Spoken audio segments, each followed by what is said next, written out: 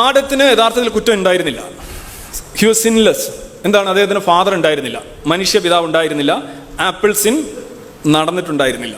അപ്പോൾ ആദം വളരെ ശുദ്ധനായിരുന്നു, വളരെ ക്ലീൻ ആയിരുന്നു, സിൻലെസ് ആയിരുന്നു. പക്ഷേ ആപ്പിൾ സിൻ ആയപ്പോഴത്തേക്ക് വയലേഷൻ നടന്നു. വയലേഷൻ എന്ന് പറഞ്ഞാൽ transgression of the will of the God. ദൈവം പറഞ്ഞത് തിന്നരുത്, തിന്നു.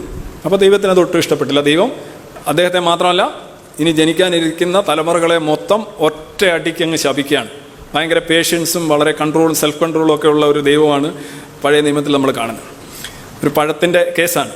അപ്പോൾ Adam was sinless as he was not a product of sexual union yet dies because of the original sin, apple sin.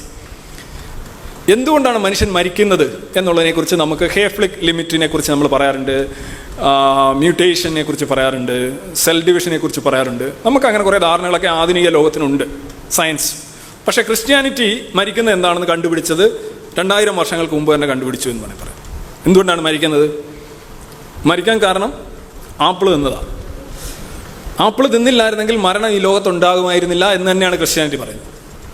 ഈ മരണമെന്ന് പറഞ്ഞ സാധനത്തെ ഇങ്ങനെ ഇറക്കുകയാണ് ഇങ്ങോട്ട്. കാരണം അതുവരെ സിൻലെസ് ആണ്, സിൻ കമ്മിറ്റ് ചെയ്തു, പാപത്തിൻ്റെ ശമ്പളമാണ് മരണം. ഇത്രയും ആർക്കും സംശയവും തർക്കമൊന്നുമില്ലല്ലോ.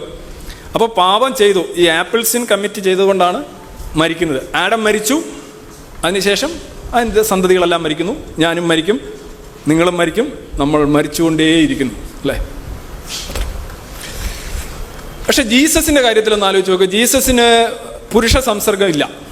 മേരിയെ വന്ന് മാലാഖ കാണുന്നു, ഹോളി സ്പിരിറ്റ് ആവേശിക്കുന്നു, ദൈവത്തിൻ്റെ ചൈതന്യം എന്നൊക്കെ പറയാമെന്ന് എനിക്കറിയില്ല, ഗർഭിണിയാവുന്നു.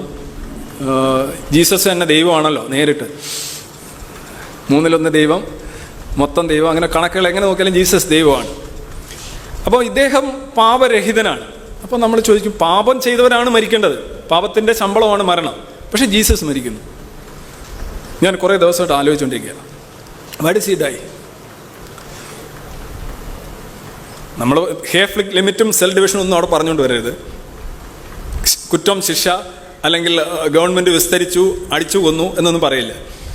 അല്ലെങ്കിൽ നമ്മൾ കരുതേണ്ടിയിരിക്കുന്നു ജീസസിനെ കൊന്നതാണ്, അപ്പോൾ നമ്മൾ കൊല്ലപ്പെട്ട ദൈവം എന്ന് പറയും. അത് അവർക്ക് ഇഷ്ടപ്പെടത്തില്ല. ജീസസിനെ ആരും കൊന്നില്ലായിരുന്നേ ജീസസ് ഇന്നും ജീവിച്ചിരുന്നേനെ. Not the point Chacko, he's a ചിരഞ്ജീവി, ഹി ഷുഡ് ബി, അല്ലേ?